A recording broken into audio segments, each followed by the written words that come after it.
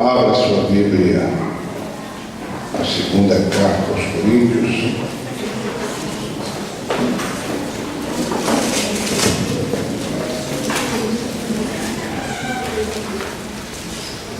Vamos continuar o assunto de ontem, amém? Amém. Glória a Deus. Ver se dá tempo de concluir. 35 minutos, 10 versículos. Vamos fazer aqui o que for da vontade de Deus. Apenas o versículo 4, capítulo 10, 2 Coríntios, versículo 4. Porque as armas da nossa milícia não são carnais, mas sim poderosas em Deus para a destruição das fortalezas. Agora a igreja. Porque as armas da nossa milícia não são carnais, mas sim poderosas em Deus para a destruição das fortalezas. Amém? Amém.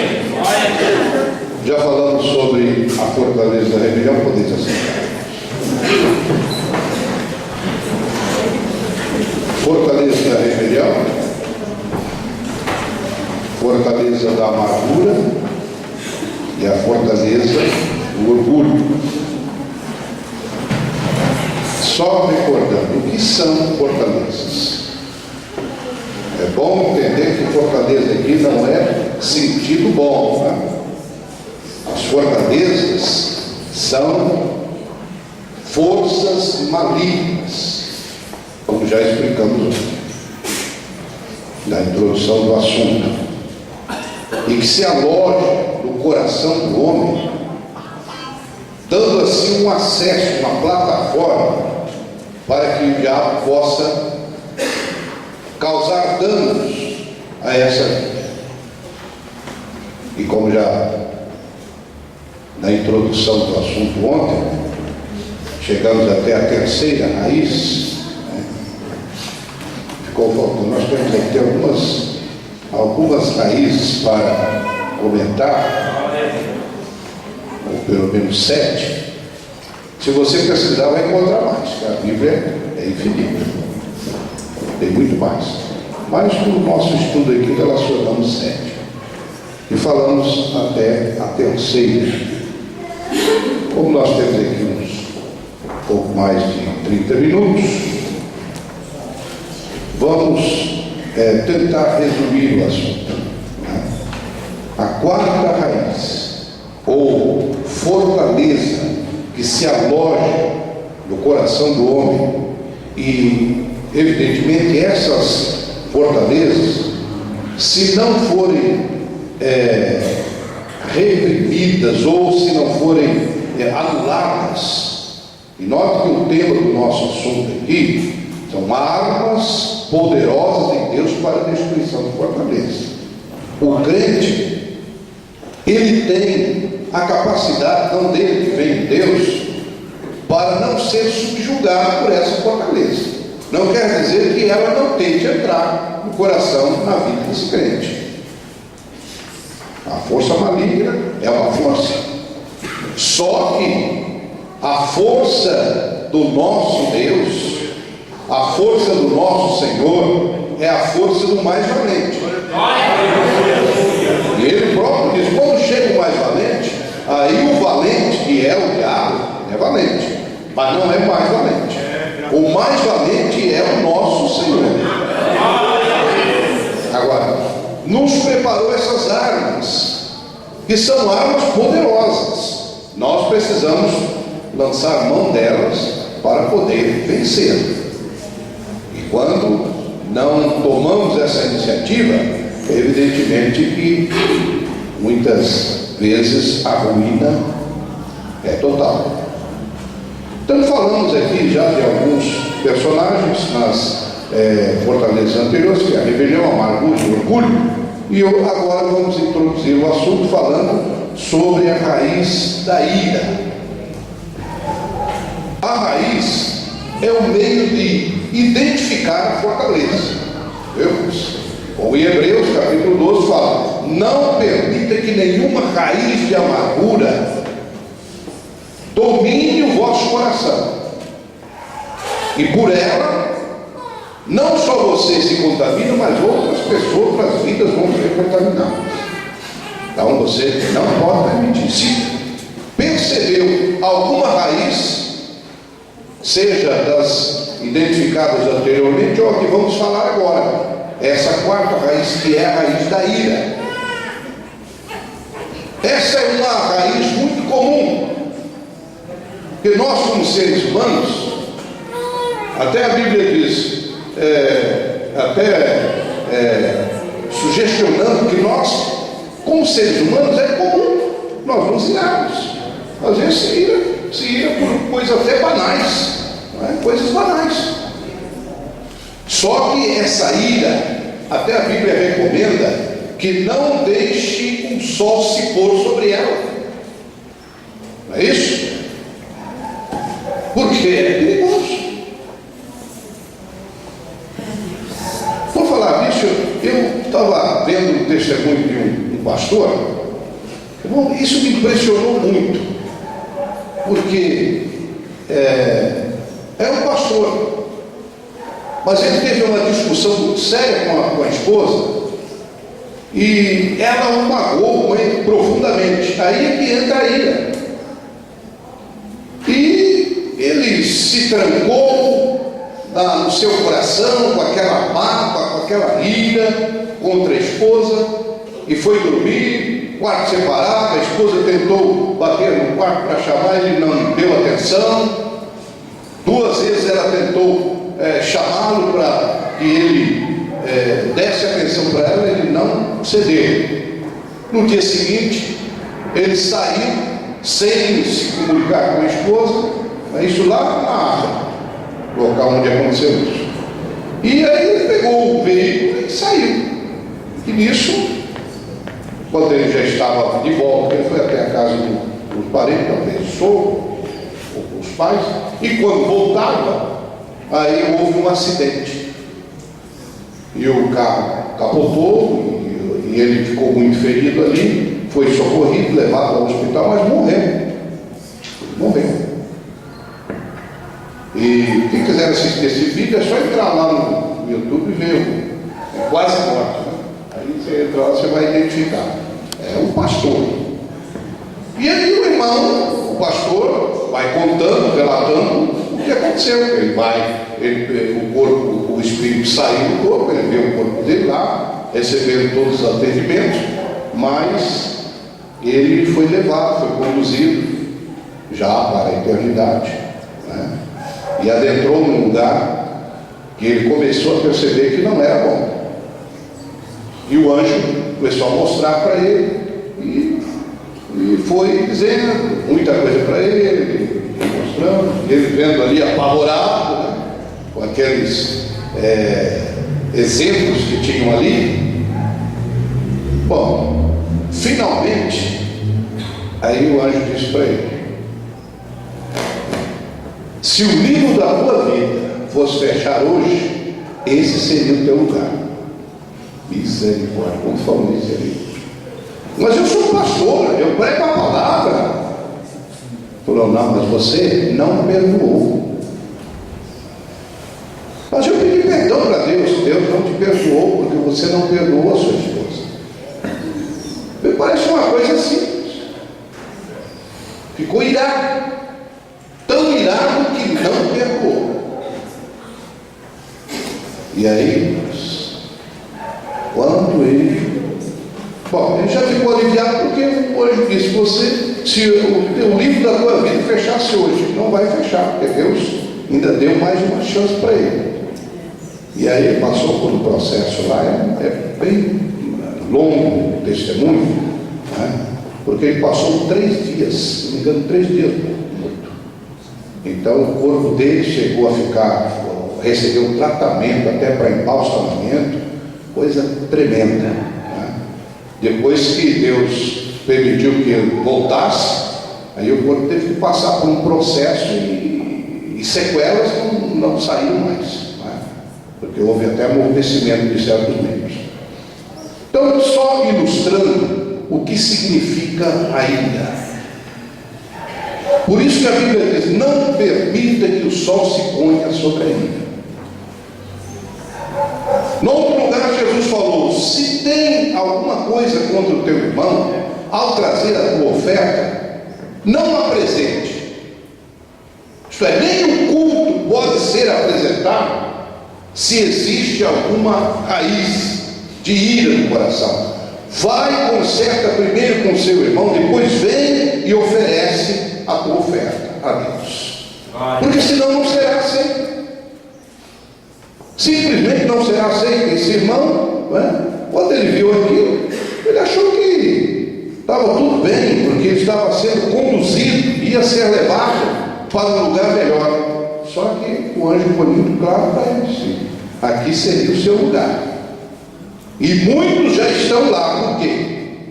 Porque vacilaram em coisas mínimas. Mas não são mínimas para Deus, são mínimas para nós.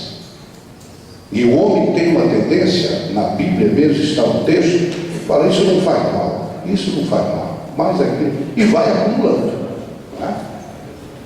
Mas as coisas com Deus são coisas sérias. E não devemos brincar, porque Deus também não brinca de ser Deus. Amém? Então, a raiz da ira, tem diversos exemplos na Bíblia, e a ira é tão tremenda que grande parte dos homicídios, e a gente, quando estuda, vê isso aí, que os homicídios, às vezes, de uma ira sem motivo nenhum aparente, né? E a pessoa, por conta daquele momento da ira, comete um desatino, às vezes até vindo a arrepender-se, mas já fez. E o exemplo bíblico que nós temos aqui é de Caim. Caim ficou irado contra o seu irmão, e aquela ira foi crescendo no seu coração. Essa fortaleza foi dominando a sua vida, e Deus o alertou: cuidado, Caim, porque o mal está à porta. Esse mal não tinha ainda adentrado o coração de Caim quando Deus falou: cuidado, porque o mal está à porta. Se você não tomar cuidado, ele vai te dominar. Então ele sentiu-se irado contra o seu irmão, sem motivo aparente, porque Deus aceitou o sacrifício de Abel e não aceitou o dele. Era só de melhorar os caminhos, né? Mas ele resolveu alimentar aquela ira, e num dado momento ele se levantou contra o seu irmão e o matou. Eclesiastes, abra sua Bíblia, vamos ler o versículo. Eclesiastes capítulo 7, versículo 9. O que a Bíblia fala sobre a ira? Diz aí, capítulo 7, versículo 9: não te apresse no teu espírito a irar-te, porque a ira repousa no íntimo dos tolos. A igreja pode repetir o versículo? Não te apresse, porque a ira habita-se no seio dos tolos. E aqui ninguém é tolo, amém? Tolo éramos antes, agora nós somos sábios. Então em nós não habita a ira, mas a Bíblia é clara em dizer que ela habita no seio, no interior dos corpos. Pessoa que não tem a sabedoria de Deus, que não é sábio segundo Deus, como Caim não era sábio, e por um motivo banal se irou e cometeu uma grande insensatez na vida. O apóstolo São Paulo, falando aos Colossenses capítulo 3, você pode conferir na sua Bíblia também, versículo 8, ele diz: mas agora despojai-vos também de tudo. principalmente da ira. E aqui além da ira ele fala cólera. A cólera é pior do que a ira. Cólera já diz, né? Parece que ficou doido. A cólera é quando dá uma doideira na pessoa e é poder administrativo, porque a ira já é um nervoso, mas a cólera é mais profunda ainda. Então tem que despojar disso, irmão. Despojar é lançar de você, lançar de nós essa coisa que é própria da natureza humana, por causa do pecado. É o pecado que gera essas coisas ruins. E o pecado está, o germe do pecado está na carne. Agora, nós que temos o Espírito de Deus, temos condição de dominar essa fortaleza, não ser dominado por ela. Nós temos condição, basta que queiramos. Porque se não quiser, aí vai ser o contrário, ela dominará. E o mesmo que ela fez com Caim, pode fazer com qualquer um de nós. Não somos melhores do que Caim. Ninguém é senhor de si, irmão. O homem não pode vencer o diabo pela sua própria força. Por isso é que Jesus veio para vencer por nós e nos garantir a vitória. Glória a Deus. Mas nós temos que fazer a nossa parte. Senão o mal vai dominando e chega a um ponto crucial. Então, a orientação da palavra de Deus é essa para nós. Vamos passar para a quinta fortaleza, para ver se chegamos aqui à sétima. A quinta fortaleza, maligna, entende? É a raiz do medo. Olha aí, uma coisa que muitos crentes não sabem, né? Tem crente que tem medo. Eu tenho. É um medo tremendo. E o medo, irmãos, é uma fortaleza maligna. Sabia? A palavra de Deus diz em 1 de João, primeira epístola de João, capítulo 4, versículo 18. É bom que os irmãos confiram na sua Bíblia também o versículo. No amor não existe medo. Antes o perfeito amor lança fora o medo. Ora, o medo produz tormento. Logo, aquele que teme não é aperfeiçoado no amor. Então o medo não é de Deus, mas é proveniente de uma fortaleza maligna que quer dominar as vidas e causar tormento, pavor. Tem gente que fica tão apavorada por conta do medo que é capaz de perder o juízo. Entendeu? Pessoas que sofrem daquele mal. E eu, quando estudava, tivemos uma colega nossa lá que precisou parar de estudar porque foi acometida desse mal aí, o síndrome do pânico. É um medo terrível. A pessoa tem medo até de abrir a porta e sair na rua, porque ela fica imaginando coisas ruins. É igual esse personagem lá do provérbio que diz: eu não vou sair na rua, não vou trabalhar hoje porque tem um leão lá na rua. Eu ficava imaginando, tem um leão lá, se eu sair vai me pegar. Então a pessoa fica imaginando as coisas ruins. Se eu sair na rua eu vou ser assaltado. Se eu for ao banco, um ladrão vai me assaltar e vai me matar. Então ela fica apavorada. E esse pânico causa um pavor que a pessoa fica trancada. Essa colega não pôde mais continuar o curso, teve que fazer tratamento para poder. Os Jesus perde o contato, não sei o que aconteceu. O crente, irmãos, ele tem um remédio para tudo isso. Glória a Deus. Se alguém for acometido deste mal, por essa fortaleza maligna que quer introduzir na tua vida o medo, o pavor de tudo, não é medo assim específico, é um medo genérico, medo de tudo. A palavra de Deus está aqui, é o remédio. O Espírito Santo também é o nosso médico, é o nosso psiquiatra, Glória a Deus, aleluia. é o nosso psicólogo. Quando você tem problema, você pode adentrar no seu quarto, só você e ele, Aleluia, glória a Deus, glória a Deus.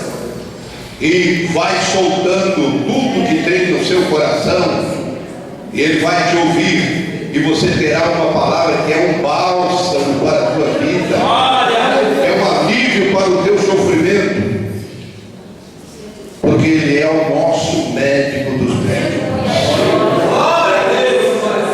Mas o medo, ele acometeu muita gente. Sabe que até o apóstolo de São Pedro, ele foi acometido de medo desse mal e dessa fortaleza maligna aí, entendeu? Ele estava ali com Jesus, estava tendo um privilégio, e Jesus o convidou para andar em direção a ele por sobre as águas, e ele foi tão confiante, mas de repente este mal, esta fortaleza invadiu o coração dele, e ele temeu, ele ficou com medo. O que eu estou fazendo aqui?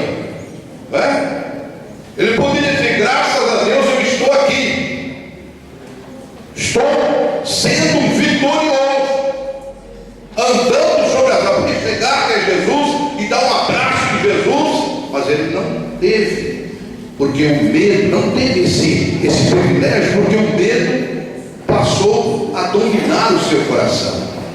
E a Bíblia não diz o que ele começou a pensar, mas por certo ele começou a pensar negativamente, porque essa fortaleza, ela introduz o medo e o pensamento negativo. É tudo negativo. Crente não tem que pensar negativo, porque o nosso Deus é o maior. Nosso Deus garante a vitória. Então, ainda que a coisa esteja toda contrária, mas você tem um Deus que garante a vitória. Então não tem por que você temer. E aliás, a palavra de Deus, a promessa de não temas, está registrada mais de 360 vezes na Bíblia. Uma vez por dia, pelo menos. Você tem a promessa de Deus: não temas. Você levantou da cama, Deus já fala para você: não temas. Não temas que eu estou contigo. Não precisa ter medo, você não sabe o que vai enfrentar, mas não tenha medo, porque Deus está contigo. Se Ele está com você, é vitória na fé, é ganho garantido. Amém? Pedro, obviamente, pediu socorro, e Jesus o atendeu também. Glória a Deus. Vou falar sobre um outro cidadão que teve medo. E esse aqui é o servo da parábola que Jesus contou. Jesus contou uma parábola sobre 3. Um recebeu 10, outro recebeu 5, e o terceiro recebeu. E a Bíblia diz que esse que recebeu 1, ele teve medo. Olha aí, quem recebeu 10 saiu todo corajoso, todo fortalecido, e foi trabalhar, foi angariar. Mas, óbvio, o que recebeu 5 também, e o que recebeu 1 ficou com medo. Quem assaltou o coração deste homem?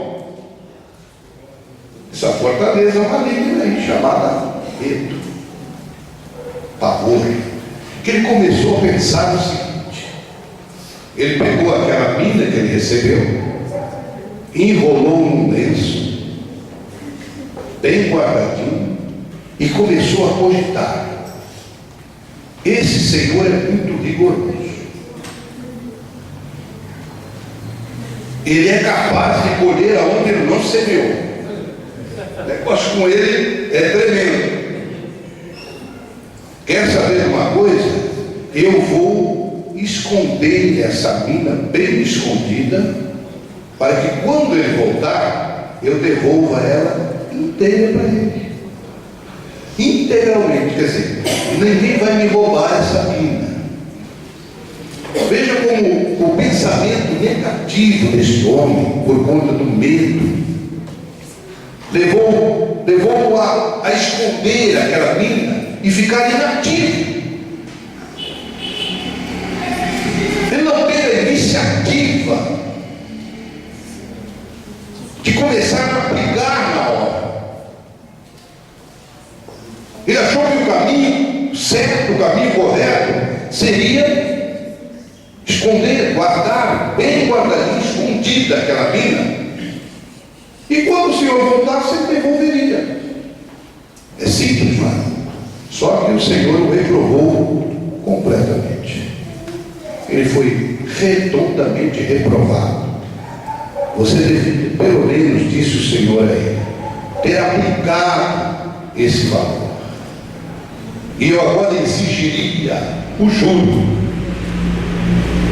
Mas nem isso você fez.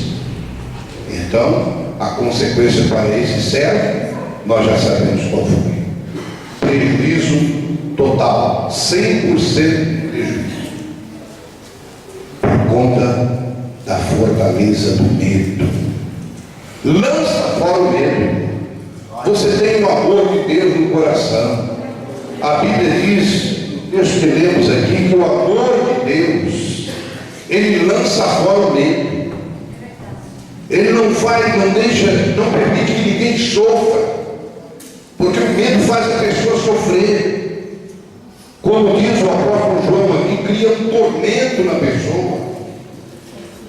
Ela tem medo de tudo. O crente, com o amor de Deus no coração, nem do pensamento da morte o faz temer, porque ele sabe que a morte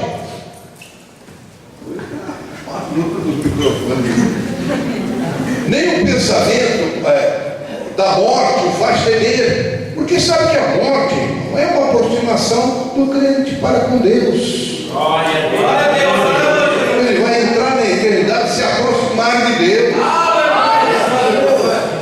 Então, como dizia Paulo, nós estamos felizes aqui trabalhando na obra de Deus. É um prazer para nós fazermos a obra, porque isso nos dá satisfação. Mas no momento que fomos chamados, falou, estou à disposição, porque é melhor estar com o Senhor. Agora, quando a pessoa não tem ainda o amor de Deus no coração, ela tem medo mesmo. Mesmo porque, como falamos alguns dias atrás, sobre esse fenômeno da morte, é um assunto que causa pavor mesmo. A pessoa não tem certeza. Como será? Mas o amor de Deus, ele dá essa segurança. O amor de Deus não está um conta-gota no nosso coração, ele está derramado sobre o nosso coração. Você não tem o amor de Deus como conta-gota, essa medida mínima, não. Está derramado, você tem convicção plena. Deus é a tua vida. Você está assegurado com Deus, não há por que temer. Sexta, nós falamos aqui sobre a quinta raiz, agora vamos passar para a sexta raiz. Se passar só uns 5, 10 minutinhos só, viu? Vamos concluir, em nome de Jesus. Sexta raiz ou sexta fortaleza, né? Que a raiz é o meio que ela se instala, né? Trata-se da fortaleza do desânimo, da raiz do desânimo, do abatimento. É uma coisa também de certa forma comum. Grandes servos de Deus passaram por momentos de abatimento, de desânimo, porque isso é uma coisa também da própria do ser humano. Então ninguém pode dizer eu nunca desanimo. Aí Paulo diz, quem desanima que eu também não desanimo. E ele falava isso. Imagine nós. Só que o que nós não podemos permitir é que essa fortaleza se instale para nos derrubar. Quando ela aparecer, nós temos recursos. Glória a Deus. Nós temos armas para combater e não nos acomodar. Não é? Porque quando não temos armas, aí acomodamos. E ficamos todos desanimados mesmo e vai por aí agora. Quem foi o grande homem de Deus que foi acometido por essa fortaleza? O profeta Elias. Os irmãos são expertos na Bíblia.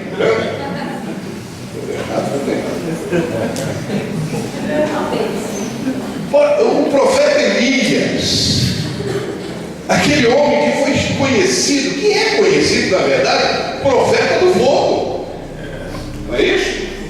É um homem assim, irmão, que se eu sou de Deus, caia fogo no céu, caía mesmo e pronto. Pior que consumia os inimigos, não é? Era fogo de todo jeito, fogo para consumir e fogo também para edificar. Era o profeta do fogo. Mas chegou o dia e ele foi acometido. A fortaleza maligna da raiz do desânimo se apossou dele. E veja que o diabo é tão astuto que ele se introduziu através de uma mensagem de uma mulher. Um homem que corajoso que era para enfrentar os profetas de Baal, qualquer homem para ele não era palho. Aí veio o diabo através da mensagem de uma mulher. Manda avisar ele que amanhã a cabeça dele não vai estar sobre o ombro. E esta mensagem foi suficiente para o inimigo instalar essa fortaleza de desânimo. E aí o profeta começou a se abater. Foi saindo da direção de Deus, foi se afastando, até que chegou lá na caverna. Na caverna, se não fosse a misericórdia de Deus, ele ia morrer. Eu me lembrei da história que o pastor Bernardo me contou um dia desse. Do homem na caverna, lembra? Lembra que você me contou? O sujeito estava fugindo da polícia, entrou na caverna. O sujeito fugindo da polícia, entrou na caverna. Aí a cobra picou ele, morreu lá. E depois de muitos dias que perceberam o mau cheiro e foram lá, bandido a cobra. Irmão, eu comecei a pensar nisso. Se não fosse Deus, Elias poderia morrer na caverna. Porque Elias estava tão desanimado e estava fraco. Ele, apesar daquela comida que ele comeu, chegou até lá, mas ali se embrenhou naquela caverna e não ia comer mais, ia ficar ali mesmo, porque ele queria que a morte chegasse e o levasse. Esse era o pensamento dele. Porque o desânimo aparece principalmente esse pensamento de morte. Eu fico desanimado, quero morrer, ele pediu na oração, eu não sou melhor que meus pais, chega, não é? Já fiz a minha parte. Primeiro pensamento que vem com o desânimo é esse: Senhor, já chega, já basta, não é? Então esse abatimento foi dominando Elias a ponto que ele se embrenhou nessa caverna. E se Deus não viesse ao seu encontro, né, e o chamasse, sai da caverna, que aí não é bom. Caverna não é lugar bom mesmo, né? Lugar que tem bicho. Ele não falou da cobra lá, e tem cobra, tem outros bichos para lá, e sai da caverna.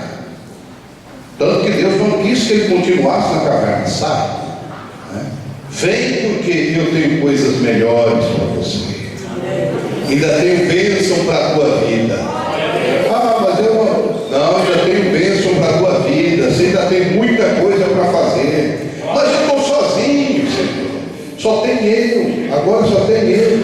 Eu sou muito zeloso, sabe? Aí o sujeito fica mimado, né? Quer que Deus fique mimando ele. Não é isso? E muitas vezes o crente quer que Deus fique mimando ele. Deus não mima, não. E quando precisa descer um porrete, ele desce um porrete também. Viu? O cajado de Deus às vezes dói, mas é para despertar, não para mimar. Deus quer o seu servo corajoso.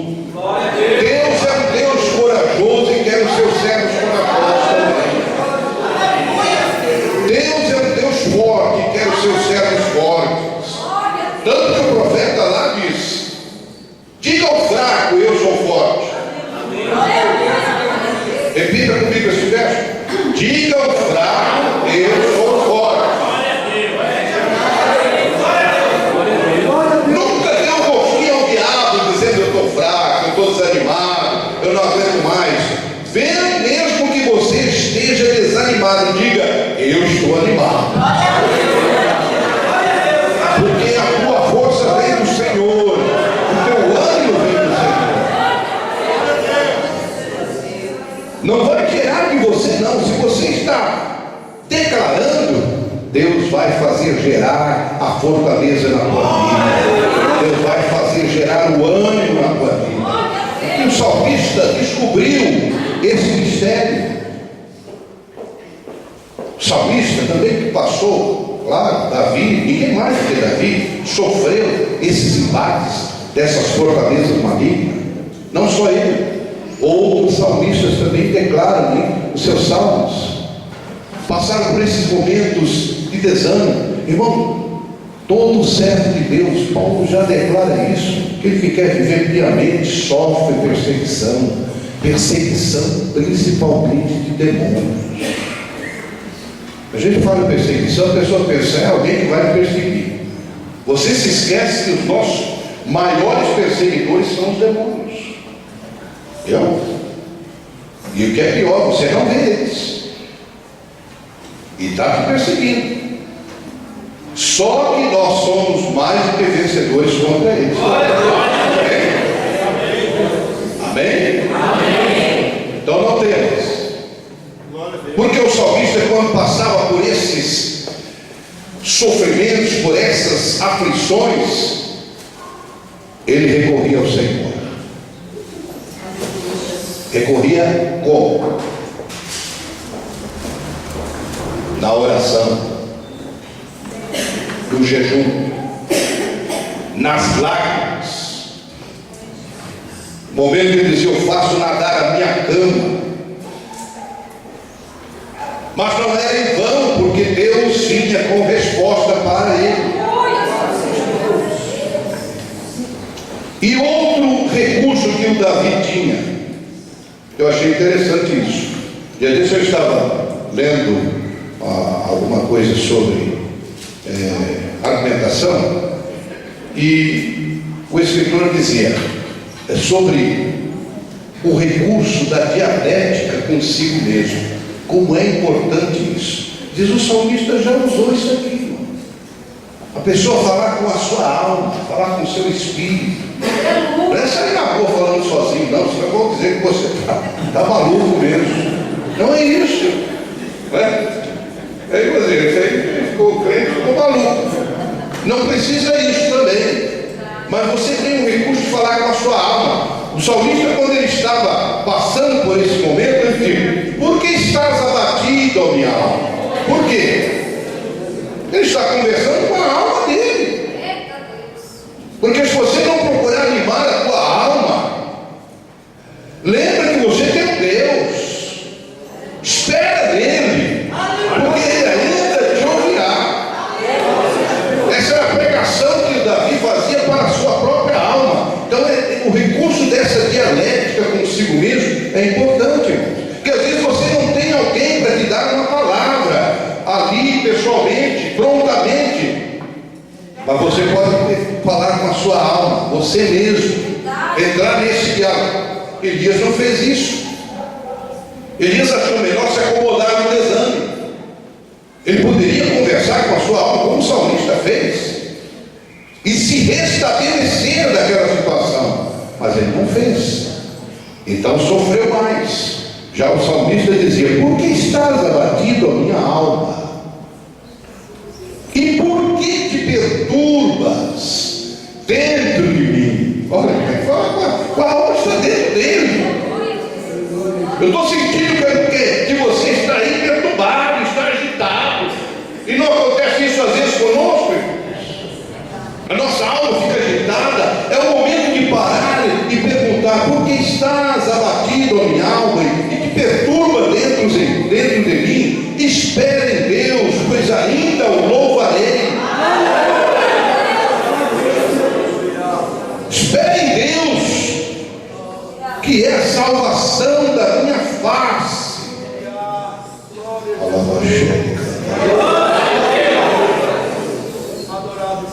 É um recurso tremendo, irmãos, o louvor a Deus. Quem já praticou isso sabe muito bem. Quando você está nesse momento de abatimento, pegue a sua harpa. Os melhores louvores estão na nossa harpa. Os melhores louvores que eu digo são os louvores mais ungidos. Nós abrimos a nossa harpa, cantamos já há 100 anos, há mais de 100 anos, já completamos mais de 100 anos, e cantamos esses hinos que ainda têm o sangue de Deus. Ainda alegra o nosso coração quando cantamos. Traz um refrigério para a nossa alma. Por quê? Não foi inspiração da cabeça do homem, foi inspiração de Deus. O Espírito Santo inspirou esses irmãos para escrever esses louvores e colocar essas músicas sagradas. Louve ao Senhor. Isso o salmista fazia. Pegava a sua harpa e começava a dedilhar e louvar ao Senhor. O Senhor é meu pastor, nada me faltará. E quando ele cantava isso, Deus se alegrava, porque era uma perfeita adoração, e Deus recebia e retribuía o seu servo com a resposta imediata. Salmo 42, novamente, o salmista diz: por que estás abatida, ó minha alma? E por que te perturbas em mim? Espere Deus. Note que ele fez mais de uma vez essa oração. Só em registro de salmo tem algumas vezes, né? Você vai para o Salmo 146, novamente o Senhor tem uma palavra aqui para os abatidos. O Senhor abre os olhos aos cegos, o Senhor levanta os abatidos. Amém, irmãos? Se você clamar, o Senhor levanta os abatidos. Está desanimado? O meu recurso está aqui. Não permita que esse desânimo domine plenamente a sua vida, domine totalmente a sua vida. Você pode sair dele. Faça como o salmista, e faça como Elias também. Demorou um pouco, mas ele saiu. Só que ele esperou Deus chegar e chamar, né? Sofreu bastante, mas ele saiu, foi ao encontro de Deus, e Deus o recuperou daquele estado de desânimo.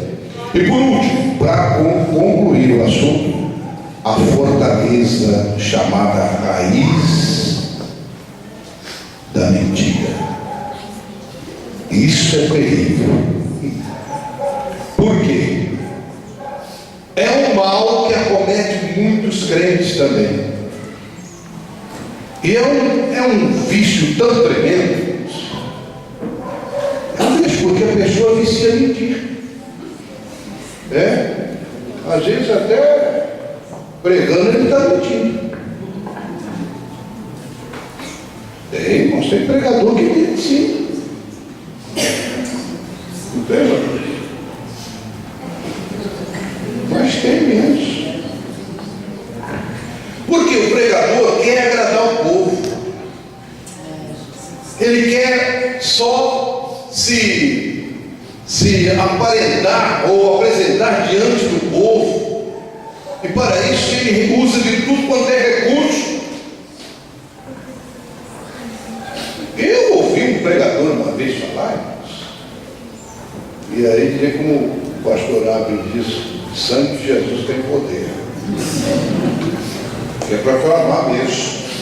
Esse pastor me disse: quando eu estou pregando, que eu percebo que a igreja está à minha frente, eu dou uma rajada de língua estranha, pronto.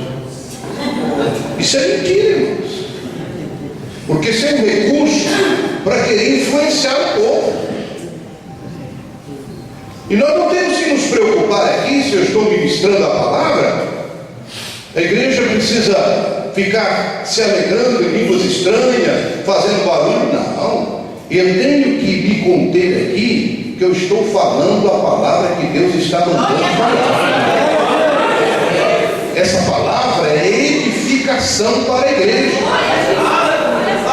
Eu não tenho que me preocupar com o povo não está gostando. É isso, irmão. E não quer dizer que o povo está em silêncio ouvindo, não está gostando. Agora, você não usava esse recurso, que é um recurso mentiroso. Por isso eu digo que tem outros tipos de mentira que os pregadores se utilizam. Não é? Que Deus nos guarde, que sejamos sempre verdadeiros, porque fomos chamados para a verdade. E devemos pregar a verdade e viver a verdade. A mentira começou já desde lá do Éden. No próprio Caim, que já falamos aqui sobre a ira, ele também foi dominado, porque uma fortaleza, como diz o salmista, um abismo chama outro, né? E uma fortaleza já atrai outra e vai dominando totalmente a vida da pessoa. Quando ele foi dominado pela ira e cedeu, aí veio a raiz, ou veio a fortaleza da mentira. Quando Deus se dirige a Caim: onde está teu irmão? Não sei do meu irmão. E ainda muito mal educado diz: eu sou porventura guardador do meu irmão? Olha, bom, dirigir assim para Deus é muita ousadia, não é? Sou guardador do meu irmão? Será que ele achava que Deus não sabia de nada? Mentiroso. Mas o mentiroso é assim mesmo, ele é capaz de ficar acrescentando coisa, né? Começa com uma mentirinha, depois ele vai para outra e vai atravessando tudo. Os irmãos de José. E quando eu leio esse texto, eu fico encabulado em pensar quantos anos os irmãos de José guardaram o pacto da mentira. Hein? Quantos anos? Eles chegaram com a história mentirosa para o pai e disseram: o seu filho José, o mais queridinho, foi morto por alguma besta fera, e nós trouxemos aqui a única dele, sendo que eles sabiam muito bem o que tinha acontecido, não é? Todos guardaram aquele pacto satânico, todos eles dominados por essa fortaleza maligna chamada mentira. Mas nenhuma mentira sobrevive diante de Deus. Porque o mentiroso, um dia ele é desmascarado. Deus coloca as caras. E o tempo passou. E Deus não teve pressa, porque tinha um plano na vida de José, e que ia delongar um determinado tempo. Mas quando concluiu isso, Deus fez com que esses mentirosos fossem desmascarados e chegaram diante de José. E eu acho tão importante como Deus faz, que para eles José estava irreconhecível, mas José reconheceu todo mundo. Não é verdade? Ninguém reconheceu José. Mas não é porque ele estava com veste nova e tal, mas o aspecto dele, nenhum deles reconheceu. Mas José reconheceu todo mundo. Glória a Deus. Mentiroso, desmascarado a eles aí. E eu acredito que quando José teve essa oportunidade, porque bate aquela pontinha, né? Eu vou massacrar esses caboclos aí. Agora eu vou pisar neles, né? Porque ele até tentou. Lembra que ele fez uma certa maldade lá, né? Com o negócio do copo, boca do saco. Eu vou judiar deles, porque eles fizeram maldade comigo. Mas depois ele volta atrás, porque ele era um servo de Deus. Ele tinha o amor de Deus no coração. E o servo de Deus, irmão, ele não aguenta fazer o mal, porque o Espírito de Deus que está nele não permite que ele faça o mal. Nós somos chamados para fazer o bem. E nem que queiramos fazer o mal, nós não vamos conseguir, porque o Espírito de Deus vai nos dirigir a outra direção, vai nos conduzir para outra direção, que é fazer o bem. E aí José volta atrás, e depois ele não aguenta e se revela: eu sou José. Aí os mentirosos ficaram totalmente desmascarados e ali acabrunhados. Aí vem a tristeza, né? Aí começaram a brigar entre eles. Como é que nós conseguimos guardar esse segredo todo esse tempo, né? Como é que nós conseguimos? Está vendo? Agora nós vamos sofrer as consequências. Mas a mentira pegou. A mentira, diz o ditado aí fora, tem perna curta, quer dizer, ela sempre é alcançada, né? E o mentiroso, ele sempre é descoberto, porque Deus descobre, né? E outro mentiroso, não vou falar porque o tempo já foi embora, né? Era o auxiliar do profeta Eliseu. Já descobriram? Já descobriram? Quem foi o auxiliar do profeta Eliseu? O homem que estava ali do lado do profeta, vendo como Deus usava aquele homem, o potencial de Deus na vida de Eliseu. E ele não teve um mínimo de temor de inventar uma mentira. Irmãos, ninguém mente ao servo de Deus, não. O servo de Deus está no plano de Deus, não mente não. Quando a pessoa chega contando uma história, o Espírito de Deus já fala que é mentira. Viu? É mentira, não tem jeito. É que a gente não vai ficar desmascarando ninguém também. Mas pensa bem, porque diante de um Eliseu você vai fazer isso. Geazi teve coragem, né? Porque a fortaleza da mentira dominou o seu coração, e ele viu a possibilidade de um ganho fácil ali. Se eu vou perder essa oportunidade, quando o profeta rejeitou aqueles dotes que não eram de Deus, tem coisas que a pessoa pensa que é bênção, né? Mas quem é de Deus, quem tem o Espírito de Deus, sabe que não é. E Eliseu disse: não quero nenhum dos seus bens, pode levar tudo embora. Aí o Geazi correu atrás e disse: não, olha, o senhor voltou atrás, olha, colocando até a moral do profeta em dúvida. Ele disse: mas como é que o profeta rejeitou agora há pouco e voltou atrás? É que ele ficou com vergonha de falar que queria alguma coisa, né? Meu senhor voltou atrás, ele quer sim. Quer alguns dotes aí? Pode mandar. Enquanto isso, Eliseu estava acompanhando e vendo tudo. Mas esse homem foi muito corajoso, porque Eliseu era conhecido profeta que sabia o que o rei da Síria pensava lá na sua câmara de dormir. O homem tinha um potencial tremendo. Deus era na vida deste homem e mostrava tudo. Uma vez ele olhando para uma pessoa, para um comandante, ele ficou olhando assim para o olhar daquele homem e não aguentou, começou a chorar. Aí o comandante disse: por que o senhor está chorando? Eu estou vendo o mal que você vai fazer para os filhos de Israel. Ei, calabaxé.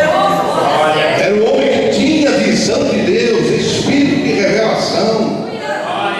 E esse homem aqui ficou tão cego, porque a fortaleza dominou o coração dele. Ele disse: eu vou mentir para Eliseu. Disse: quando ele chegou e foi se apresentou profeta, aí o profeta perguntou: onde você estava, Geazi? De onde você veio? Não vim de lugar nenhum, está por aqui mesmo. Eu não saí daqui. Disse Eliseu: porventura o meu espírito não acompanhou você quando foi, correu atrás deles. Aleluia. Foi que acompanhou Eliseu, Geazi, foi até lá, viu tudo que você fez, tudo que você tratou. Não se engana o servo de Deus. É como já falamos, aquele Ananias que pensou que estava mentindo ao servo de Deus, mas tentava mentir ao Espírito Santo. E a consequência de Geazi foi tremenda. Irmão, concluindo esse assunto, essas fortalezas têm que ser combatidas. Combatidas com armas poderosas que temos. Porque senão, como estamos vendo aqui nesses exemplos, o estrago é tremendo.